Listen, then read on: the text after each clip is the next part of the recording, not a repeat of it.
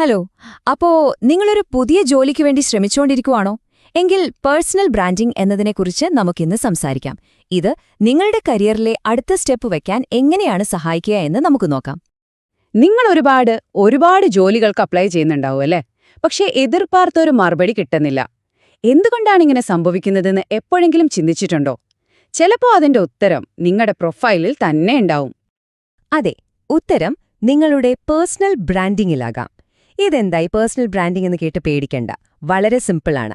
ഒരു റിക്രൂട്ടറുടെ മുന്നിൽ നിങ്ങൾ നിങ്ങളെ എങ്ങനെയാണ് അവതരിപ്പിക്കുന്നത്, നിങ്ങളുടെ പ്രൊഫഷണൽ സ്റ്റോറി എങ്ങനെ പറയുന്നു, അതാണ് പേഴ്സണൽ ബ്രാൻഡിംഗ്.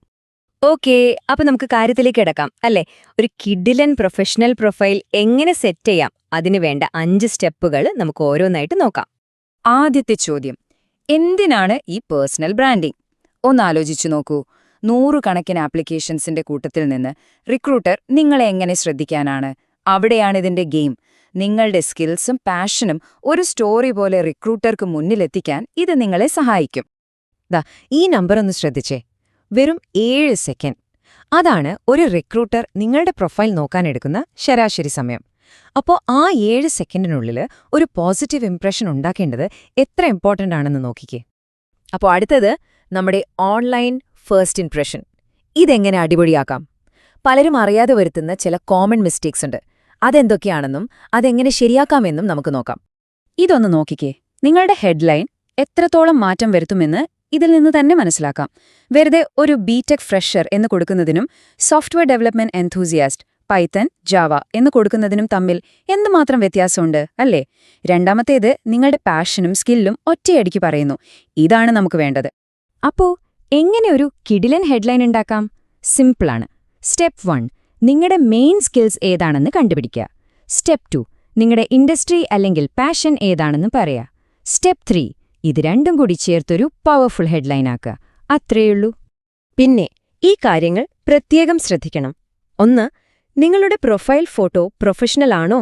2, ലിങ്ക്ഡിനിലും സിവിയിലും ഒരേ ജോബ് ടൈറ്റിൽ തന്നെയാണോ?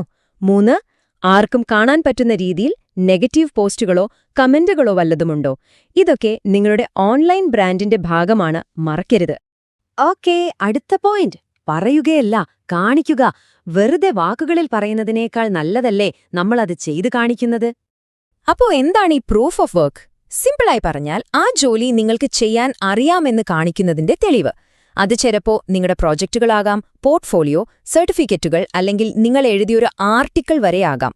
ഒരു ഹയറിംഗ് മാനേജറെ കൺവിൻസ് ചെയ്യാൻ ഇതിലും നല്ലൊരു വഴി വരെയില്ല, ഉറപ്പാണ്. തെളിവില്ലാതെ എനിക്ക് HTML അറിയാം, CSS അറിയാം എന്നൊക്കെ വെറുതെ പറഞ്ഞാൽ റിക്രൂട്ടർക്ക് ഒരു സംശയം തോന്നും.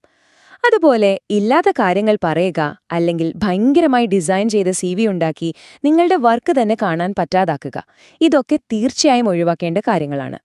ഹയറിംഗ് മാനേജർമാര് തന്നെ പറയുന്ന ഒരു കാര്യമുണ്ട്. അത് കേട്ടാൽ നിങ്ങൾക്കിതിന്റെ പ്രാധാന്യം ശരിക്കും മനസ്സിലാകും. ഒരു പേജ് നിറയെ നിങ്ങളെ എഴുതുന്നതിനേക്കാൾ കൂടുതൽ കാര്യങ്ങൾ നിങ്ങളുടെ ഒരൊറ്റ പ്രോജക്റ്റ് ലിങ്കിന് ഞങ്ങളോട് പറയാൻ പറ്റും. ഇനി അടുത്തത് സ്ഥിരതയുടെ കാര്യമാണ്. നമ്മുടെ ഓൺലൈൻ പ്രൊഫൈൽ എങ്ങനെ എപ്പോഴും പ്രൊഫഷണലായി കൊണ്ടുപോകാമെന്ന് നോക്കാം. ഇവിടെ 2 രീതികളുണ്ട്. 1, കണ്ണിൽ കണ്ടതൊക്കെ പോസ്റ്റ് ചെയ്യുക. മീംസ്, പേഴ്സണൽ കാര്യങ്ങൾ, ബന്ധമില്ലാത്ത വാർത്തകൾ. ഇത് നിങ്ങളുടെ പ്രൊഫഷണൽ ഇമേജിന് അത്ര നല്ലതല്ല.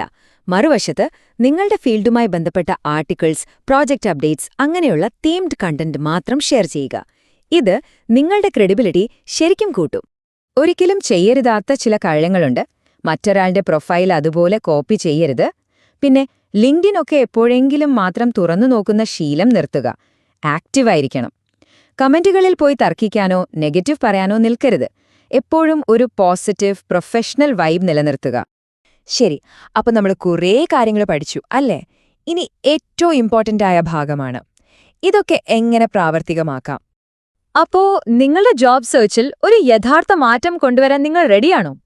എങ്കിലിതാ നിങ്ങളുടെ 3 സ്റ്റെപ്പ് ആക്ഷൻ പ്ലാൻ. സ്റ്റെപ്പ് 1, നമ്മളിപ്പോൾ സംസാരിച്ചതിൽ നിങ്ങൾ സ്ഥിരമായി ചെയ്യുന്ന 3 തെറ്റുകൾ ഏതാണെന്ന് സത്യസന്ധമായി കണ്ടെത്തുക. സ്റ്റെപ്പ് 2, ഓരോ തെറ്റും തിരുത്താൻ എന്ത് ചെയ്യാൻ പറ്റുമെന്ന് സിമ്പിളായി ഒന്ന് എഴുതിവെക്കുക. സ്റ്റെപ്പ് 3, ഈ ആഴ്ച തന്നെ ഇത് ശരിയാക്കാനായിട്ട് കുറച്ച് സമയം മാറ്റിവെക്കുക. അത്രയുള്ളൂ. You've got this. നിങ്ങൾക്കിത് സിമ്പിളായിട്ട് ചെയ്യാൻ പറ്റും. എപ്പോഴും ഓർക്കുക, നമ്മൾ വരുത്തുന്ന ഈ ചെറിയ ചെറിയ മാറ്റങ്ങളല്ലേ അത് നിങ്ങളുടെ കരിയറിൽ ഉണ്ടാക്കുന്ന ഇമ്പാക്റ്റ് വളരെ വലുതായിരിക്കും. അപ്പോ ഒരു ചോദ്യത്തോടെ ഞാൻ നിർത്തുകയാണ്. നാളെ നിങ്ങളുടെ പ്രൊഫൈല് തുറന്നു നോക്കുന്ന ഒരാള് എന്ത് കഥയാണ് കാണാൻ പോകുന്നത്? അതിനെപ്പറ്റി ഒന്ന് ചിന്തിക്കുക, പ്രവർത്തിക്കുക. നമുക്ക് അടുത്ത തവണ കാണാം. നന്ദി.